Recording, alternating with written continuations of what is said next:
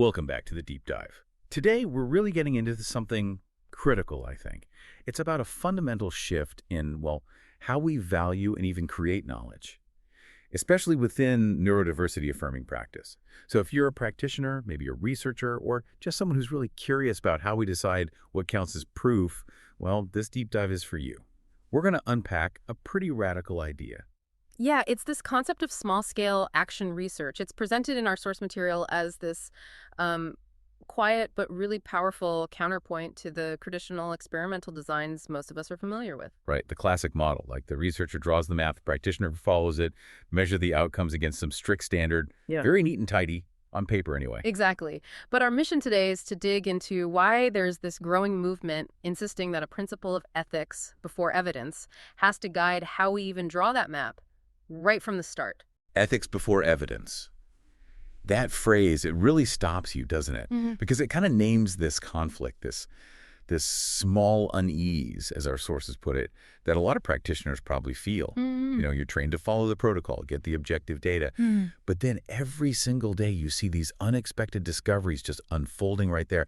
A tiny gesture suddenly becomes this huge communication bridge. Or you notice safety just sort of humming beneath certain speech patterns, moments that just don't fit this standard grid. And that unease points directly to the core difference in methodology we're looking at. For, well, decades, behaviorism really taught the world to measure, to seek control, distance, get those objective, quantifiable findings. Standard practice, yeah. But the framework here, which has roots in Gestalt language processing, or GLP, it reminds us to witness. Okay, maybe just a quick refresher on GLP for anyone less familiar. Sure. So Gestalt language processing describes this developmental path where language isn't always learned word by word, but often in whole chunks, these gestalts. It's focused on the holistic meaning, the narrative, rather than just isolated units. Got it. Holistic meaning versus single measurable bits. That distinction feels crucial because if you're looking for connection, for narrative, like in GLP, well, you probably can't use tools designed only for frequency counts, right? The old behavioral tools. Exactly right. It asks us to look differently, to see what grows in those quiet moments, those relational spaces, and to recognize that the act of paying attention, of being present, that is research. Okay, let's unpack that more. This shift from external control to like internal witnessing. Where does a study really begin if we take this approach? Traditionally, it's recruitment, finding subjects. Right. But our sources insist the foundation has to be reciprocity. You know, traditional research often sees itself as distant objective, and that distance. It's partly maintained through procedural ethics, the forms, the checkboxes, mostly there to protect the institution, let's be honest. Yeah, the necessary paperwork. But true ethics, the kind that really holds the integrity of the human encounter, that's relational. It begins the moment two people acknowledge each other, not as data collector and subject, but as, well, as collaborators in figuring things out, collaborators in meaning. That recognition, the participant as an active collaborator that replaces recruitment with reciprocity. Okay. But here's a practical question that I bet some listeners are thinking. If I'm a practitioner, my schedule is already bursting. Now I'm supposed to see my work as knowledge-making. Am I supposed to stop doing therapy and suddenly become an academic researcher? No, not at all. That's a really important point. You're not being asked to become someone different or, get a new job title. It's about seeing what you already do differently. Seeing it differently how? Seeing those subtle adjustments you make in a session, like deep attunement you cultivate, even the quick reflective notes you scribble down afterwards. Seeing all of that as knowledge-making, as inquiry. The knowledge isn't separate. It's embedded right there in your practice. So the issue isn't that the practice lacks rigor. It's that the system's definition of rigor is just too narrow to capture what's actually happening. You're saying the richest stuff, the really human data, it often lives outside those standardized boxes, in the pauses, the regressions, the unexpected breakthroughs. Precisely. So the first act of research in this view isn't designing some huge quantitative study. It's much simpler. It's just to notice, to attend with real care, and to listen long enough for the pattern, the meaning, to emerge from that relationship. That flows really well into talking about action research itself. It sounds like this method is almost born out of the day-to-day necessity of practice. It really is. The source calls action research the quiet counterpoint to experimental design because it is born in motion. Inquiry and action, they just become tangled up, indistinguishable. And crucially, the goal is different. How so? It's seeking transformation right here, right now. It asks, does this help this person in this relationship at this moment? That's a very different question from the more traditional, is this finding true universally? Okay, and this is where the idea of the micro-study comes in. I think this is key for listeners trying to picture it. How does this small-scale action research actually document what it finds? It basically treats the work itself as the evidence. Every thoughtful reflection you have, every adjustment you make mid-session, every conversation with a parent or caregiver about what they're seeing, these aren't just incidental, they're data points. Data points in a cycle. Exactly, a living cycle of observation, reflection, adjustment. And when you start documenting those observations, those patterns you notice over weeks, they stop being just session notes. They become these small studies, these micro-studies, and when they're shared, they start to form this collective archive of relational knowledge. Wow, a collective archive. That phrase really changes the whole feel of evidence, doesn't it? Traditional research often aims for that one big definitive study to validate a method, but this sounds more like horizontal growth, knowledge spreading outwards. Absolutely. It actively resists that sort of monopoly of evidence-based practice, EBP, which often unintentionally can end up treating really skilled practitioners like technicians, just implementing protocols passed down from above. Right, reducing their agency. Yeah, and the source material makes this powerful argument. Imagine 40 clinicians, each publishing one careful, humble, small study rooted in their practice, that collective sharing. It could shift a field much faster and perhaps more meaningfully than waiting years for a single giant monolithic proof. Yeah. It's about sharing meaning to connect people, not competing for validation. Let's ground this back firmly in ethics, because you said that's the foundation. We talked about procedural versus relational ethics. For neurodivergent participants, especially those who maybe have a history of being, well, researched on rather than with, why is this shift to relational ethics so vital? Why is it a moral issue? Because, frankly, many neurodivergent individuals have been profoundly overstudied and understood. That phrase really resonates. They might have consented to studies in the past, only to see their rich experiences, their words, their unique ways of being, just flattened into data points. Data points that serve the researcher's goals, but maybe bore little resemblance to their own lived reality or meaning. If we're serious about studying with someone, not on them, we absolutely have to begin differently. Okay, so what does beginning differently look like, practically? Let's take consent. If we move away from just the standard legalistic form, what takes its place? Well, consent itself has to become an ongoing conversation. It can't just be a document you sign once and file away. We need plain language consent, yes, but plain language here means more than just vocabulary. It has to be readable to the participant's nervous system. Readable to their nervous system, what do you mean? Is the environment actually safe enough? Does the person feel genuinely free to even contemplate saying no without negative consequences?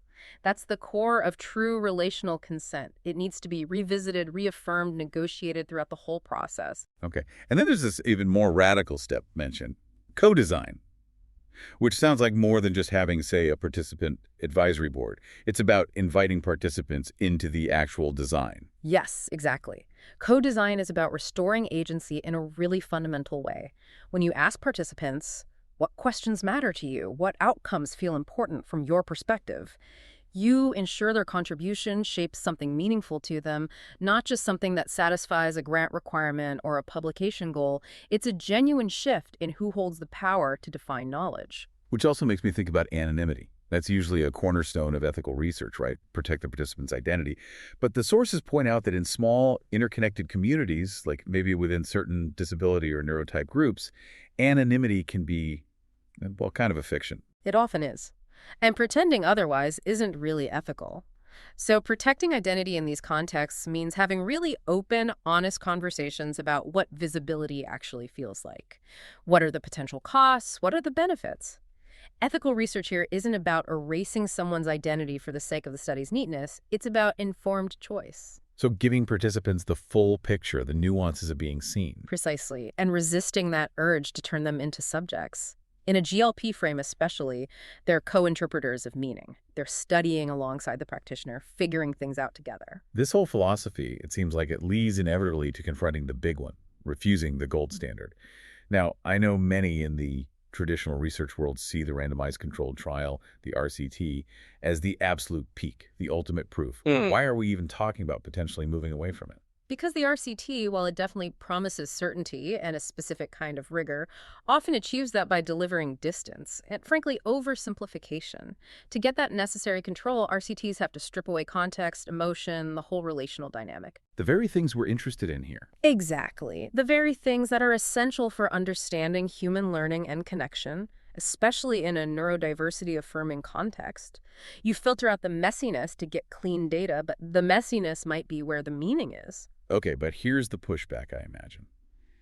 If we refuse the gold standard, aren't we risking the credibility of the field? How do you sell this idea of, thickness over compression, as the sources say, to funders, to institutions that are demanding those hard numbers, those frequency counts, that generalizability? And that is the political friction, absolutely. But the argument here is that refusing that hierarchy isn't about abandoning evidence. It's actually about protecting evidence by staying faithful to the complexity of lived experience. It's a refusal that's generative. Generative how? Because it forces us to create and validate new ways of knowing, ways that are better suited to the questions we're asking. We have to shift the very starting point of the research design itself. Right. And that's the shift you mentioned earlier, moving from hypothesis to curiosity. Can you walk us through what that looks like in practice? Sure. So the traditional model usually begins with a hypothesis, right? A specific controlled claim or prediction that the researcher sets out to prove or disprove. Like intervention X will lead to outcome Y. Exactly. But the GLP lens, which is so intertwined with action research, it tends to start instead with curiosity, with an open invitation to explore. We stop asking if or whether something works in a vacuum, and instead we start asking how or why something shifts within its specific context. Could you give an example of that kind of curiosity-driven question? Okay, so instead of a hypothesis like, does using this specific GLP technique reduce the frequency of echolalia, which focuses on frequency counts, a curiosity question might be, how does the functional use of echolalia shift for this child when we introduce co-narration during shared play? See the difference? Yeah, it's much more open-ended. It's looking at the quality, the function, the relationship, not just the count. Right. It's a living question, drawn straight from the practice room, and it demands relational data, not just numbers. Now, to help structure this kind of complex, curiosity-driven inquiry, the sources propose an alternative to the SMART goals we often see demanded by institutions. They offer this framework called SACRED. Yes, the sacred framework. It's designed to provide that structure when your goal is relational transformation, not just measurable outcomes. So the S is for situated. The knowledge has to live in a specific body, a room, a real moment. It's not abstract. Okay, S for situated. A is for authentic, rooted in real lived experience, not some contrived laboratory setting. C is co-constructed, built together with the participant, really honoring their perspective and input. Makes sense. SAC. R is relational.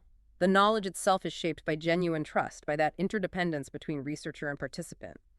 E is ethical, but grounded in that deep sense of care and integrity we talked about, going beyond just compliance checklists. Right, relational ethics. And finally, D is dialogic, meaning the knowledge stays alive in conversation. It allows multiple truths and perspectives to coexist, rather than aiming for one single definitive answer. Situated, authentic, co-constructed, relational, ethical, dialogic, sacred. That really does change the whole metaphor for gathering information, doesn't it? It moves us away from measurement, trying to compress everything, towards, well, the sources say tending, seeking coherence. Exactly. You're no longer just tracking frequency counts like a machine. You're attuning to patterns, to resonance. Yeah. Evidence here is gathered through triangulation, combining narrative notes, maybe direct observations, artifacts like session recordings or transcripts, reflective journals from both practitioner and participant, perhaps. The goal when you document this isn't compression, it's thickness. Thickness. So we actively resist boiling down complex human learning into simple averages or pie charts. What does writing data as relationship actually look like on the page? It means you honor the fact that learning is often a story, a process, not just a variable you can isolate and measure. You prioritize richness. Sometimes a single, carefully annotated transcript showing a breakthrough moment, or maybe even something creative like a data poem that synthesizes patterns of connection, that can convey infinitely more about growth, safety, and meaning than 1,000 isolated data points stripped of all effect. It's about fidelity to the actual experience. As we start to wrap up this deep dive, we come back to this idea of stewardship. When practitioners actually take this step to document and publish this kind of work, It sounds like it's more than just a professional task, like getting published. It's framed as a responsibility. It really is presented as stewardship. The knowledge gained needs to be returned, shared back with the professional community, with families, with the public commons. But, and this is key, it needs to be shared in a way that still carries the breadth of the room it came from. Keeping that authenticity. Yes. It means being incredibly intentional about how it's presented, ensuring it doesn't get flattened or distorted in the translation. And that includes things like collaborative authorship, maybe, which feels like the ultimate act of reciprocity we discussed earlier. Absolutely. Actually, writing with clients or parents, where appropriate and desired, transforms that final document. It's no longer just a report about them. It becomes a dialogue with them, a shared piece of work. And alongside that, we have to consciously and consistently cite autistic scholars, GLP pioneers, self-advocates, recognizing their intellectual contributions as colleagues. That's a really powerful act of redistributing epistemic power in the field. It's such a profound rethinking of the whole research process, isn't it? Insisting that integrity, relationship, complexity, that these are the highest forms of rigor, not just statistical significance. And perhaps research, at its very best, can be seen as an act of reverence. The sources leave us with this beautiful idea that the study itself can become a kind of sanctuary, space where experience is held carefully. Yeah. To attend with that level of integrity is to resist erasure, to keep a little more of the world, a little more of someone's truth intact through that careful documentation. So maybe the final thought for everyone listening is this. If you just attend to your own practice today, simply looking for the patterns, the shifts, the moments of connection with genuine care, what could you begin to study and perhaps eventually share right from where you are?